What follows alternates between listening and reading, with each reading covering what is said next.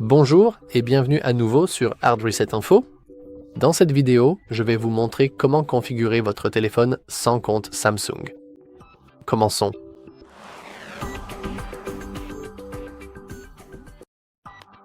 Maintenant, je vais passer rapidement ce tutoriel, donc si vous souhaitez une explication plus détaillée sur la façon de bien configurer votre appareil, vous pouvez toujours regarder mon tutoriel à ce sujet. Mais comme vous pouvez le voir, je vais très vite, donc j'ignore la possibilité d'envoyer des données de diagnostic. Je ne possède pas d'autre téléphone, donc je ne vais pas faire la configuration avec un autre appareil. Cependant, si c'est votre cas, si vous en avez un, je vous conseille fortement de le faire. Nous allons nous connecter au Wi-Fi, donc il faut maintenant saisir notre mot de passe. Maintenant, appuyons simplement sur Connector. Si le mot de passe est correct, on peut simplement continuer. Et ensuite, je n'ai pas de carte SIM sur moi en ce moment, donc je vais aussi passer l'étape de la configuration de la SIM et maintenant, nous préparons notre téléphone. Et d'un moment à l'autre, nous devrions voir la seule chose pour laquelle nous sommes ici, le compte Google. Donc, il suffit d'attendre quelques instants, comme le téléphone nous le demande. Nous pouvons transférer des données. Je ne vais pas le faire puisque, encore une fois, je n'ai pas d'autre téléphone.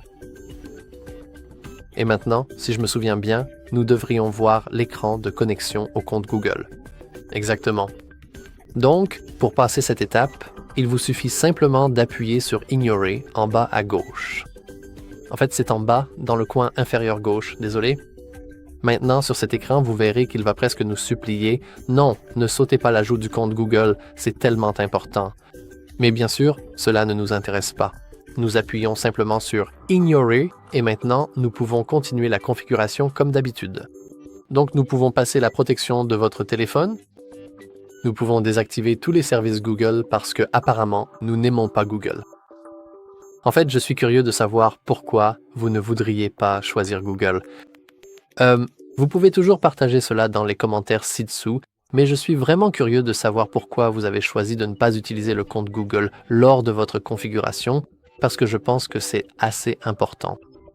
Je vais aussi ignorer le compte Samsung, parce qu'un compte Google vous permet d'accéder à beaucoup de choses, donc c'est assez intéressant, et je suis juste surpris que vous ayez choisi de ne pas utiliser le compte Google. Peut-être que vous n'aimez pas Google.